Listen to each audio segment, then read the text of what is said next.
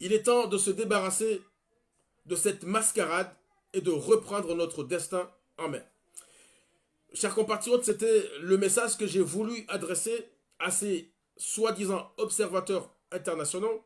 Moi, je les appelle des mercenaires internationaux qui ont été conviés dans notre pays, non pas pour s'assurer de la régularité du scrutin, que ce soit des élections présidentielles de l'année dernière ou encore des élections législatives qui ont eu lieu la semaine dernière.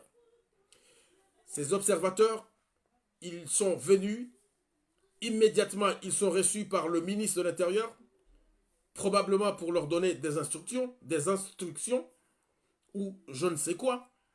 Et vous connaissez la suite. C'est la même chanson.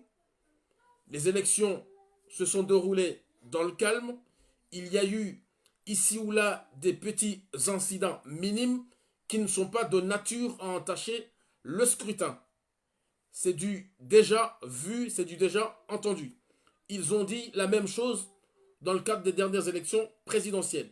Ils ont redit la même chose pour les élections législatives. Pour moi, je le répète, ce sont des mercenaires à la solde du régime. Notre pays n'a pas besoin de ces observateurs internationaux. Notre pays a la possibilité d'organiser seul et de vérifier seul la régularité des élections, que ce soit les élections législatives ou présidentielles. Notre pays seul, avec les partenaires du scrutin, c'est-à-dire les partis politiques, l'appareil étatique, la société civile, peut organiser seul des scrutins réguliers. On n'a pas besoin d'observateurs internationaux, surtout pas des observateurs de l'OIF ou encore de l'Union africaine ou des pays comme l'Afrique du Sud ou encore les États-Unis. Je le redis, ce n'est pas l'Afrique du Sud de Nelson Mandela, c'est peut-être l'Afrique du Sud de Jacob Zuma. Encore une fois, nous n'avons plus besoin de ces observateurs. Leur présence sur le sol comorien est nulle et non avenue. Je le répète encore une fois, notre pays a les moyens et les possibilités d'organiser ou de vérifier seul la régularité d'élections, que ce soit des élections législatives ou des élections présidentielles. Mes chers compatriotes, je tenais à envoyer ce petit message à ces observateurs internationaux pour leur dire que, encore une fois, ils sont venus légitimer le pouvoir d'Assoumani Azali et non de vérifier la régularité des élections qui ont eu lieu aux Comores dernièrement. Nous ne le dirons pas assez, c'est toujours le même mode opératoire, fraude massive, des scores staliniens. Le régime a gagné en tout cas tous les sièges de députés. Tous les sièges de députés. C'est quand même indigne et irrespectueux pour les Comoriens. Alors, je ne veux pas être long. Je voulais tout simplement adresser ce petit message à l'endroit de la communauté internationale et de ces soi-disant observateurs internationaux pour leur dire que vous n'avez pas rendu service aux Comoriens.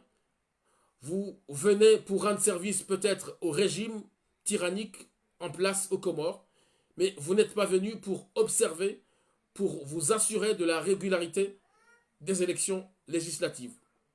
Encore une fois, il n'y a pas eu d'élection aux Comores, il y a eu une mascarade électorale et le Parlement qui a été désigné sera pareil que le Parlement précédent, de la même couleur politique.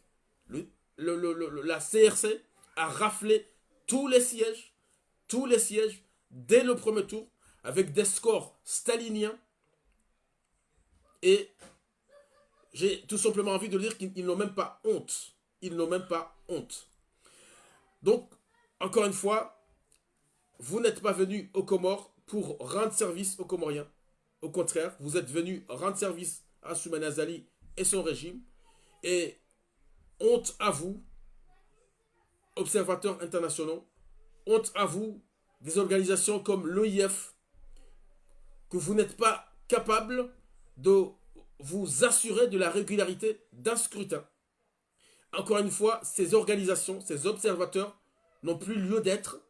Notre pays est à même d'organiser seul et de vérifier seul la régularité de scrutin.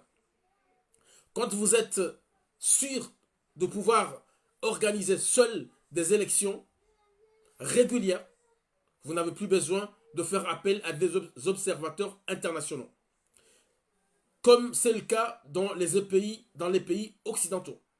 La France n'a pas besoin d'observateurs internationaux pour venir s'assurer de la régularité des élections en France, parce qu'elle sait très bien que les élections seront régulières, parce qu'elles seront organisées à la fois par l'État, l'appareil étatique, par les partis politiques et par la société civile.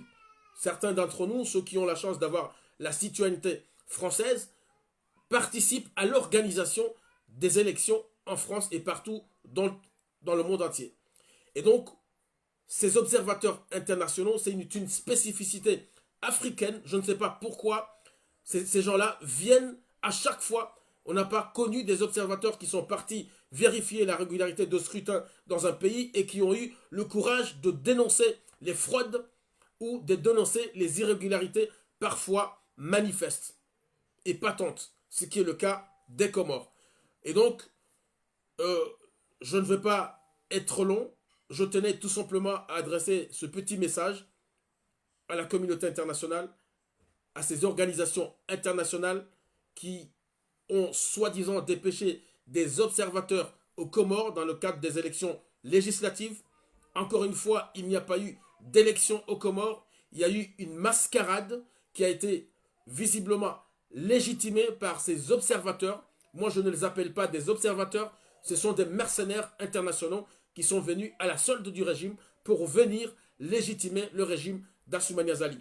Encore une fois, notre pays n'a pas besoin d'observateurs internationaux. Notre pays peut, lui seul, avec les partis politiques, les organisations de la société civile, organiser des élections régulières.